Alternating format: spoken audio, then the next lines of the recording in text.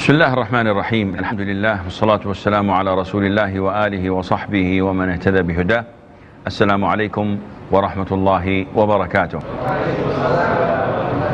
We have with us today, inshallah, hadith number 33 from Umdatul Ahkaam, and this hadith was narrated by Abdullah ibn Umar, that Umar ibn al-Khattab, may Allah be pleased with him, said, "O Prophet of Allah, can any one of us sleep while he is junub?"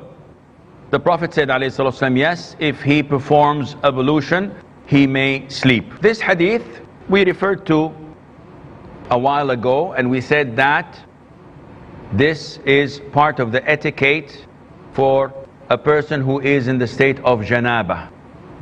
And the Prophet was asked by Umar if it's okay or not to sleep while in the states of janaba, and the Prophet said, yes, if he performs wudu, if he performs ablution. However, there are other hadiths that stated that the Prophet ﷺ himself sometimes may have gone to bed while in the state of janaba without performing wudu, which made the companions and the scholars differ whether it is mandatory or voluntary. Of course, it goes without saying that it is a higher level, and it is far better for your reward, and it is best for you to be on the safe side. So if a person goes to bed after performing wudu, would anybody blame him? On the contrary, everybody would say, you've done a good job. But if a person goes to sleep while in the state of janaba and did not perform wudu, would anybody blame him? Yes. Some of the scholars would say, you did something wrong, you should have performed ablution. So the best thing for a person who is in the state of janaba to perform wudu before going to sleep. And does it help? Well, we don't know if it helps or not. We know that it is the sunnah. Of course, I will not be able to pray, I will not be able to recite the Quran, but still it is a condition which allows, most likely, the angels to come and protect me while I'm asleep, if I break the state of janaba with performing ablution. And nevertheless, this is the sunnah of the Prophet alayhi as-salatu was-salam. Hadith Salama, may Allah be pleased with her, hadith number 34. Who would give us the honor to read it? Narrated Salama, may Allah be pleased with her, the mother of the believers. Sulaim, the wife of Abu Talha, came to Allah's apostle and said, O Allah's apostle, verily Allah is not shy of the truth. Is it necessary for a woman to take a bath after she has a wet dream, nocturnal sexual discharge? Allah's apostle replied, yes, if she notices a discharge. Okay, this hadith was narrated by Salama. Who is Salama? The wife of the Prophet ﷺ. Her husband was Abu Salama, and he was the brother of the Prophet ﷺ in suckling. So he was breastfed with the Prophet ﷺ from the same mother. And he had another or a third brother of suckling, and he was his uncle, Hamza ibn Abdul Muttalib. So these three were brothers in suckling: Abu Salama, Hamza, and the Prophet ﷺ. And when he died, the Prophet proposed to her. She refused. In the beginning, saying that, O Prophet of Allah, I'm an old woman, and I have a lot of children, and I am extremely jealous. The Prophet sent to her and said, as for your age, I'm older than you, so I'm old as well. As for your children, they are my children.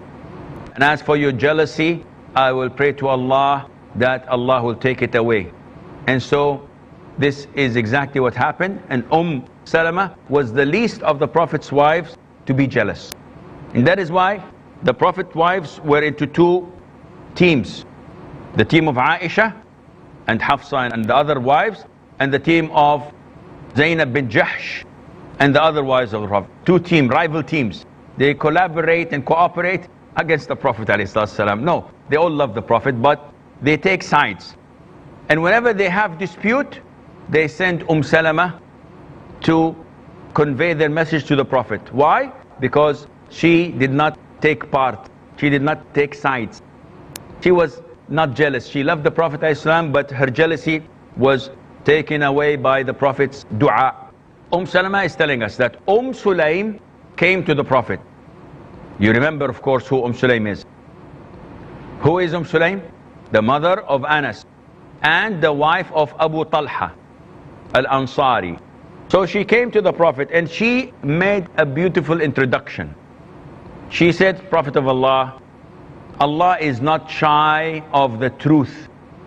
Meaning that Allah subhanahu wa ta'ala, when there is truth, it is not something to be ashamed of. We have to say it.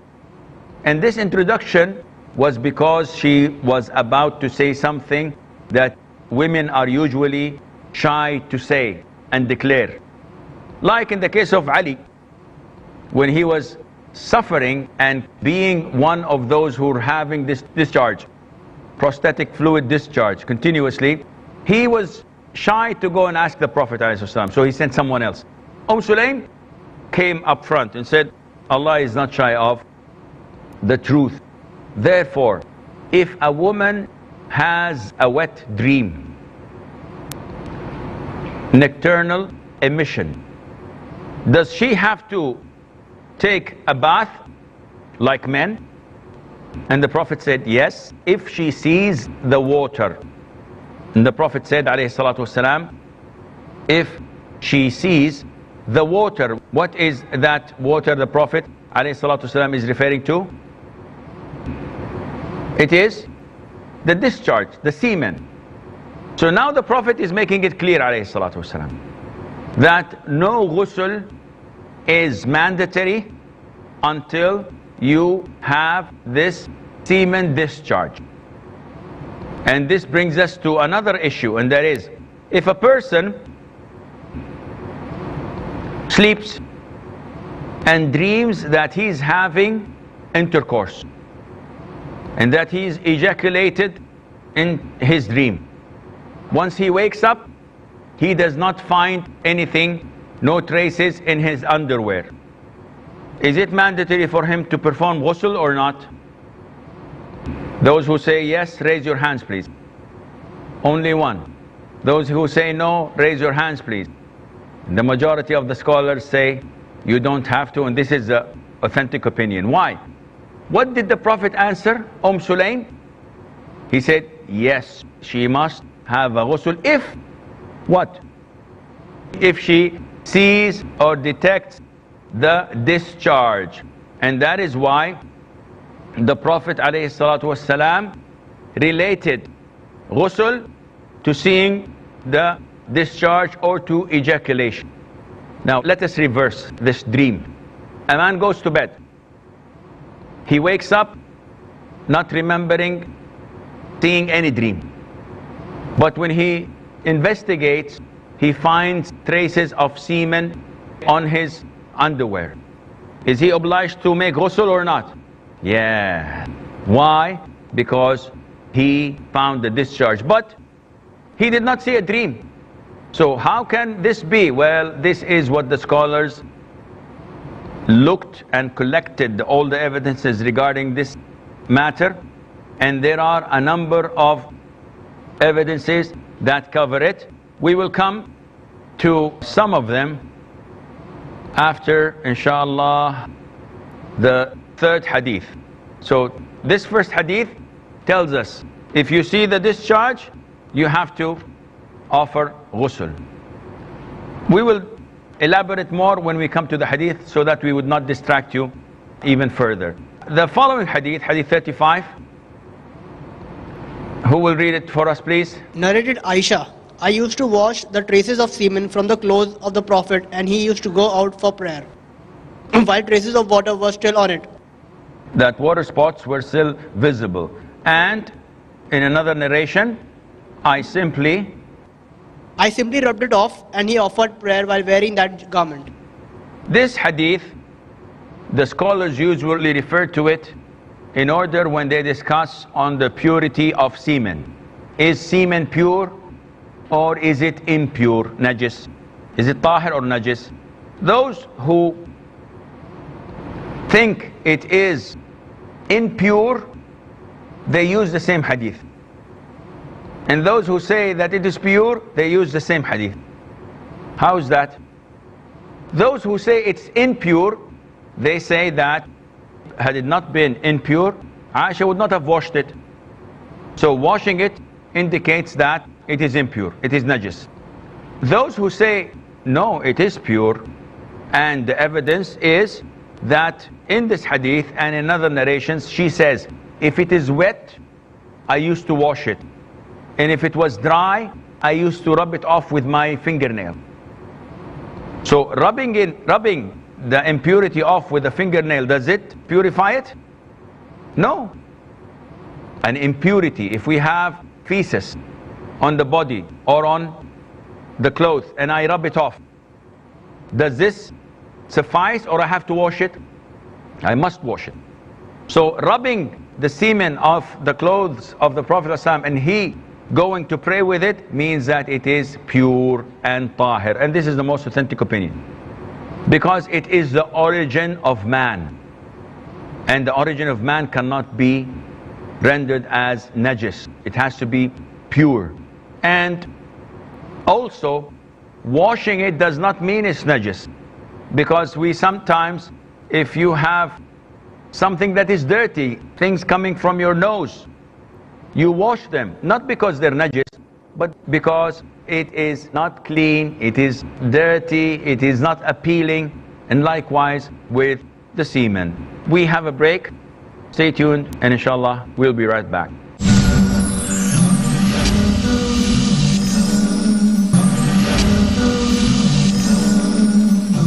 Assalamu alaikum and welcome back.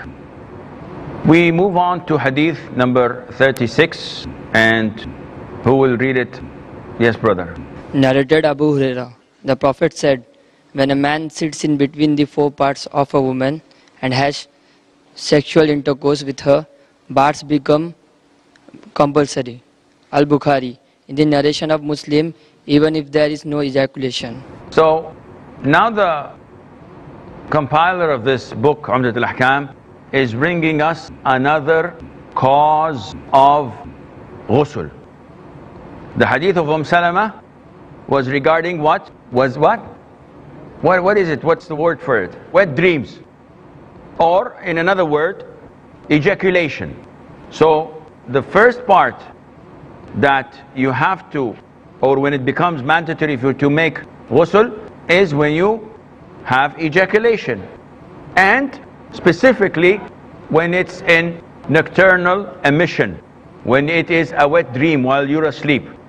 Now in this hadith of Abu Huraira, there is a second cause of ghusl, and that is sexual intercourse, whether ejaculation takes place or not.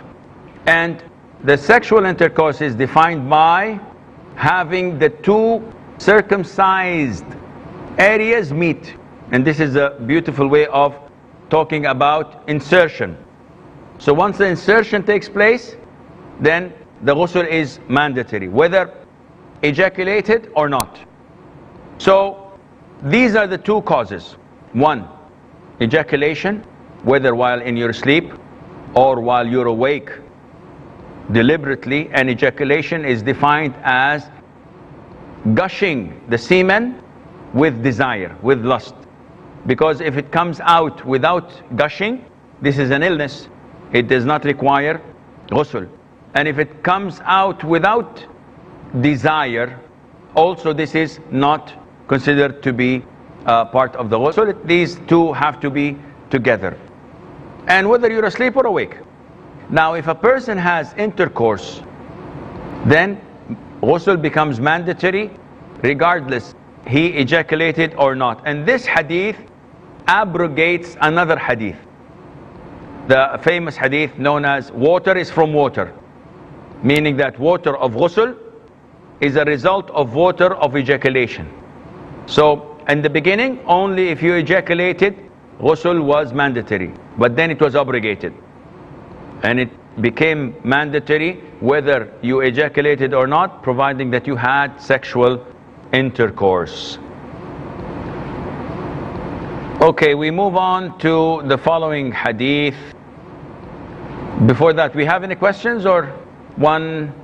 No, one is not enough. Then we go on to the following hadith, hadith 37.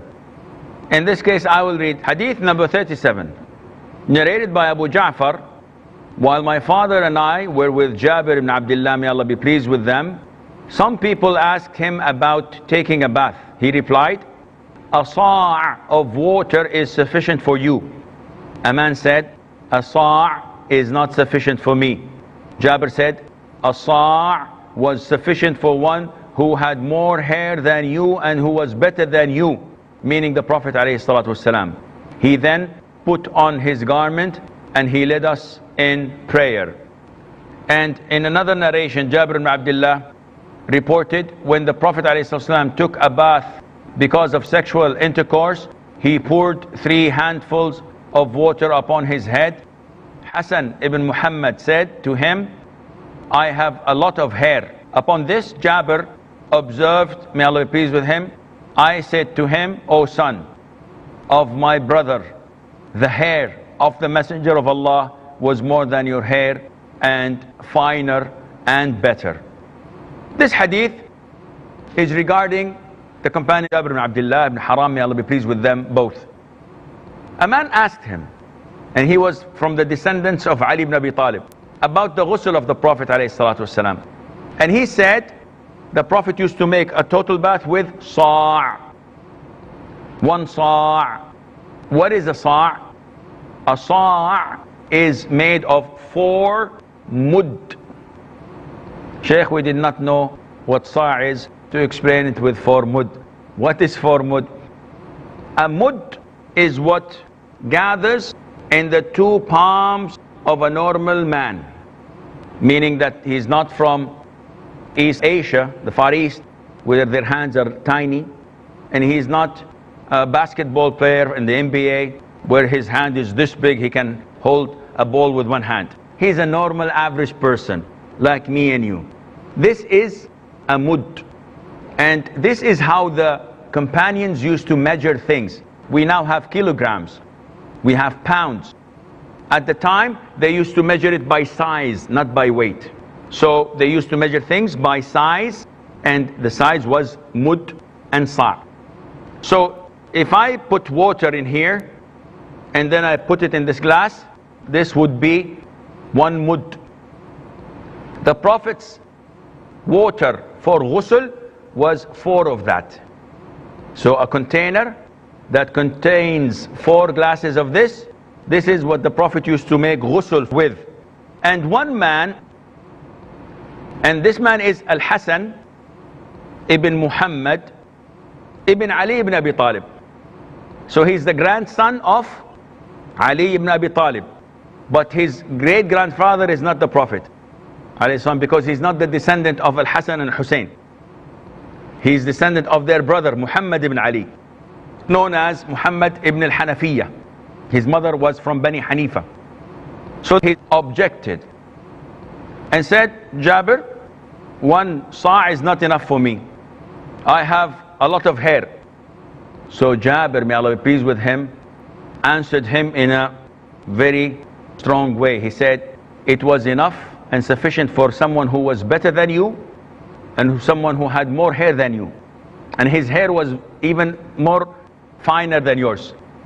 And who was that?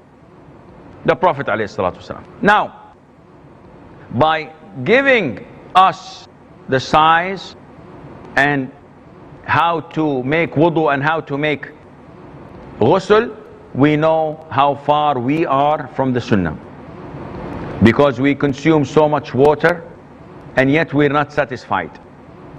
And in a weak hadith, not authentic, a weak hadith, but scholars use it all the time, there is a shaitan designated for wudu. No matter how many times you make wudu, he tells you, 1 more, 1 for the road, a little bit, no, maybe do it again. His name is Al-Walhan. His name is Al-Walhan. But this hadith is not authentic. However, the scholars use it all the time. So from this we learn, by conserving water, we're following the sunnah and we're pleasing Allah. By using so much water and using it excessively, we are not following the sunnah of the Prophet sallallahu alayhi wa alihi wa sallam. So, do we have questions or shall we go on? We have question. Mr. Arbai. It was related to the previous hadith because you touched a very sensitive subject about the semen being pure or not pure, tayyib or halal. And one of the most common questions that are posed by modern Muslims who are married is oral sex allowed or not? Oral sex, is it allowed or not? First of all, oral sex is not something that was known at the time of the Prophet ﷺ or the companions or those who followed them or the generations to follow. Oral sex was only introduced 100 years or so ago when pornography was introduced. So this filth did not come to us through the Sunnah, definitely. And that is why we don't have a ruling on it in the Sunnah. However, I dare not say that it is haram. I cannot say. And at the same time, I cannot say it's halal. But I'll give you guidelines. Guidelines we've studied. You remember that the Prophet ﷺ forbade us to touch our private parts while urinating with the right hand. And he forbade us to clean ourselves after answering the call of nature with the right hand. Now, a simple question. Why? All scholars would tell you because the right hand is much honored and it's much praised, and that is only to be used for the good things such as eating, giving and taking. While the left hand is used only for the disgraced things, for the filthy things, cleaning and touching things and etc. So I tell you, and you tell me, what is more worthy of praising and honoring? A hand that we take and give, that we hold things, that we eat with, or the mouth and the tongue that we say La ilaha illallah, that we recite the Quran, that we say Bismillah, Allahu Akbar, and all beautiful things come out of it? What is more worthy of honoring? Definitely the tongue, definitely the mouth. And by experience, I've noticed that people who do this are not only satisfied by doing it. 1 year, 2 years down the line, they would like to explore something more. And mainly, a lot of those who do these filthy things end up doing anal sex. End up doing something that is completely forbidden and a major sin that is agreed upon all scholars. Why? Because shaitan is making them follow his footsteps. Like Allah said, do not follow the footsteps of shaitan. He comes bit by bit by bit. Muslims are far, far superior to such filth and such relationship. And Allah Azza wa Jal knows best. I'm afraid that this is all the time we have. Until we meet next time, fi amanillah, wassalamu alaikum wa rahmatullahi wa barakatuh.